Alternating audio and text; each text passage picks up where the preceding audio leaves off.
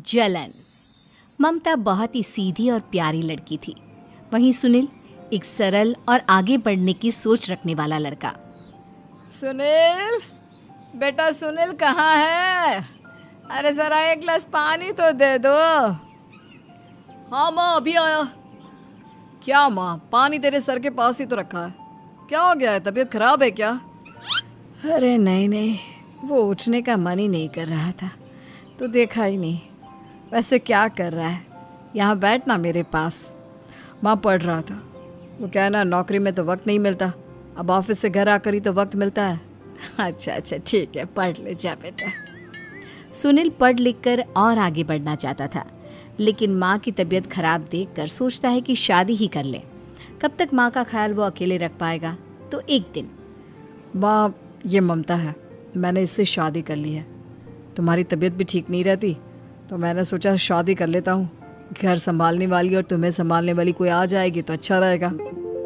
माँ अचानक से सामने बहू देखकर हैरान रह जाती है। बेटा ये क्या बात होती है? न बैंड, न बाजा, न दहेज, न शगुन, ऐसे कैसे बहू आ गई? माँ तू तो जानती है मैं नौकरी के साथ पढ़ाई कर रहा हूँ, तो कहाँ से इतना पैसा बचा पाता कि धूमधाम से शादी करता। वैसे भी माँ, लोग तो आकर खाकर निकल जाएंगे, इसलिए बस वैसे ही। माँ जी, मैं आपका ख्याल रखूंगी। वैसे भी ये आगे की पढ़ाई कर रहे हैं, अच्छा कुछ कर गए तो सबके दिन फिर से अच्छे आ जाएंगे। सास को ममता की बात ठीक तो लगती है, लेकिन मन में कहीं ना कहीं लगता है कि कहीं बहू बेटे को लेकर फुर्र ना हो जाए और फिर तो वो रह जाएगी अकेली। बेटा देख, मेरा जो कुछ भी है वो सुनील ही है, और सुनील का भी अब इस दुनिया में मैं ही हूँ और कोई नहीं। क्या सुनील? बिल्कुल माँ, लेकिन आज से ममता भी मेरे जीवन का अहम हिस्सा है, जैसे तू है। सास को बड़ा बुरा लगता है कि उसकी सल्तनत में कोई और हिस्सेदार कैसे हो सकता है। कैसे कोई और उसके 30 साल के बेटे की जिंदगी में अचानक से आकर बराबर का हिस्सेदार बन सकता है। देख बहू, मैं भले थोड़ा बीमार रहती हूँ, लेकिन इसका मतलब यह नहीं कि घर की चीज़ों में मेरा कंट्रोल खत्म हो गया है। मैं आज भी इस घर की रानी हूँ, समझी? बेटा सोचता है कि ये माँ को अचानक से क्या हो गया। कल तक जो माँ कहती थी कि जिंदगी का कोई भरोसा नहीं, वो अचानक से जंग के मैदान की झांसी की रानी कैसे बन गई? माँ क्या हो गया है? सब ठीक है ना? अचानक कैसी बात कर रही हो? ममता का आज पहला दिन है, स्वागत करो उसका। आसपास की आंटियों को बुलाओ, नई दुल्हन की मुंह दिखाए करवाओ। खैर, सास होने का फर्ज निभाती है और बाद में एक सहेली के साथ बाहर निकल जाती है। क्यों री बताया नहीं कि बेटे का ब्याह कर रही हो? वैसे तो सारा दिन हम ही में घुसी रहती हो। अरे मुझे भी तो अभी पता चला, यूँ अचानक सर पर लेकर आ गया। कहता है बहू है माँ तुम्हारी, अब इसको भी इतना ही मैं प्यार करता हूँ जितना तुझे करता हूँ। लो जी, ये क्या बात होगी? क्यों इतना प्यार करता है? अरे माँ का प्यार तो ज़्यादा होता है। अब उसको तो कोई दूसरा पति मिल सकता है, लेकिन तुम ही बताओ, क्या माँ की ममता किसी और की हो सकती है? ना जी ना, बेटे को समझाओ ये बात। अरे क्या समझाऊं, मुझे तो खुद ही समझ में नहीं आ रहा कि क्या हो रहा है। जो बेटा कल तक माँ माँ करता था, अचानक से बीवी बीवी का राग आलाप रहा है। देखा, उसकी बीवी ना सुंदर और जवान है। सुंदरता के आगे तो एक से एक नहीं टिके, तो तेरा बेटा किस खेत की मूली है? सास को भी समझ में आ जाता है कि बहू की सुंदरता के आगे माँ का प्यार किसी काम का नहीं। उधर बीवी, ए जी, अम्मा जी सहेलियों को छोड़ने गई थी, अभी तक आई नहीं, हम देख आए क्या? अरे रहने दो ना, आ जाएंगी। कहाँ जाएगी, उनकी आदत है, एक बार जाती है तो पूरी पंचायत खत्म करके ही आती है। अच्छा ही है, खाना वाना खा कर गई होगी। छोड़ो ना, घूमेगी तो खाना पचेगा, नहीं तो ऐसे ही खाट पकड़ लेगी। बहू भी शांत हो जाती है। उधर सास सोचती है कि आज थोड़ा देर से ही घर जाती हूँ, जब बेटा परेशान होकर ढूंढेगा तब मजा आएगा। बीवी को खुद ही पता चल जाएगा कि माँ के आगे उसकी दाल नहीं गलेगी। लेकिन वहीं दूसरी ओर घर पर, ए जी, माँ जी अभी भी नहीं आई, हमको तो घबराहट हो रही है कि क्या करें, जाकर पता करें किसी के घर। अच्छा, कहाँ जाओगी ये भी बता दो। पहला दिन है तुम्हारा इस घर में और एक ही दिन में मोहल्ला छानोगी क्या? हाँ, तो आप भी तो नहीं जा रहे हैं ना, हमको फिक्र हो रही है। अरे यार, ये रोज का है अम्मा का, खाओ और सो जाओ। बस फिर क्या था। बेटा बहू खाना खाते हैं और कमरे में सोने चले जाते हैं। उधर जब सास को कोई देखने नहीं आता तो वो हार कर घर आ जाती है, जहाँ वो देखती है कि सारे घर की लाइट्स बंद है। सास को गुस्सा आता है। बहू, ममता बहू कहाँ हो? लेकिन सारे दिन की थकी बहू को ऐसी नींद आती है जैसे किसी ने भांग की गोली खिला दी हो। वो तो नहीं उठती। उठकर आ जाता है बेटा। अरे क्या बात है अम्मा, काहे चिल्ला रही हो? अरे सो जाओ ना, सुबह की थकी है बहू, वो सो रही है। जोर से बोलोगी तो नींद खुल जाएगी उसकी। माँ को गुस्सा आ जाता है। फिलहाल तो सो जाती है, लेकिन मन ही मन ढेर सारा जहर बहू के लिए भरा होता है। सुबह बहू चाय बना रही होती है कि सास धीरे से गैस तेज कर देती है, जिससे चाय का बर्तन जल जाता है। और जैसे ही बहू चाय का बर्तन उठाती है, उसका हाथ जल जाता है।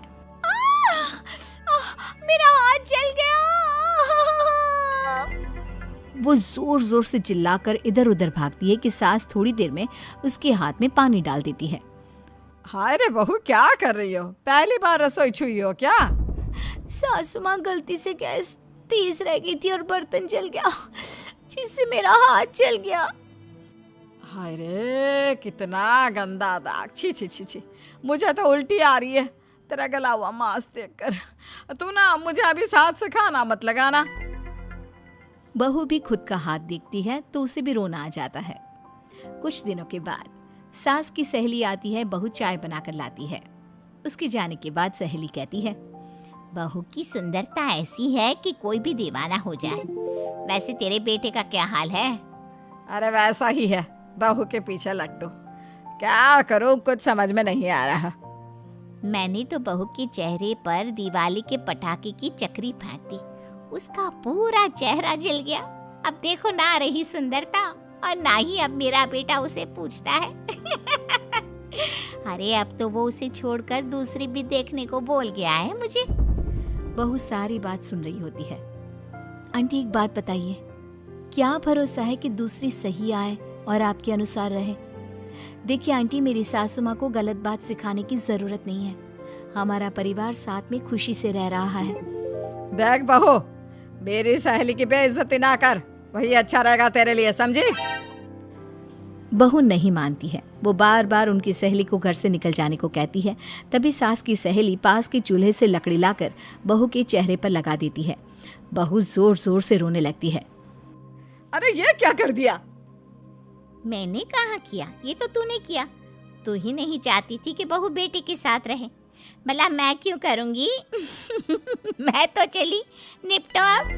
बहू रो रही होती है, दर्द से चिल्ला रही होती है, लेकिन सास उसे डॉक्टर के पास नहीं ले जाती। तभी पति आता है। क्या हो गया ममता? ये दाग कैसे लगा? तुम कैसे जली? ममता कुछ नहीं कहती, बस दर्द से करा रही होती है। पति माँ की तरफ देखता है। हो ना हो माँ, ये पक्का आपका काम है। आप ही ममता से जला करती थी ना। देखना माँ, अब पुलिस आएगी, केस बनेगा, लेकिन पहले मैं ममता को अस्पताल लेकर जा रहा हूँ। सभी अस्पताल जाते हैं, जहाँ डॉक्टर ममता की सास से कहते हैं, आपने तो नहीं जलाया ना बहू को? अब ममता की सास के तो पसीने छूट रहे होते हैं। वो घबरा कर कहती है, ना ना डॉक्टर साहब, कैसी बात करते हैं? हम क्या जलाएंगे अपनी बहू को? डॉक्टर ममता के पति से पूछते हैं। देखिए, क्योंकि ये ससुराल में जली है तो मामला पुलिस का बनता है, तो आप पहले पुलिस को बुलाइए, तभी इलाज पूरा होगा। सास डर जाती है कि अब तो बच्ची जिंदगी जेल में ही रहना होगा। रहने दीजिए ना, पुलिस को क्यों बुलाना?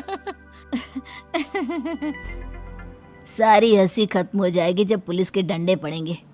बहू को जलाना भले ही बहुत आसान हो, लेकिन उसके बाद सारी जिंदगी जेल की हवा खाना। सास डर जाती है। पुलिस आती है। पास लेटी दर्द से करा रही ममता स्टेटमेंट देती है। तो क्या हुआ था? कैसे जली आप? ममता पास खड़ी सास को देखती है। बेटी बताओ, कैसे जल गई तुम? ओए, काका का किरण वाली शाहरुख, चुप, बिल्कुल चुप। सास चुप। सभी इंतजार करते हैं कि ममता क्या बोलेगी। जी मैं खाना बना रही थी, लकड़ी उड़कर मेरे ऊपर गिर गई और मैं जल गई। सास बहू की बात सुनकर रोने लगती है। देखा माँ, कितनी समझदार है ममता। ये चाहती तो, हाँ बेटा, ये चाहती तो मैं आज जेल में होती। मुझे माफ कर दे, मैं आगे से अभी कभी ऐसा नहीं करूंगी। बहू के साथ मिलकर रहूंगी, मुझे माफ कर दे।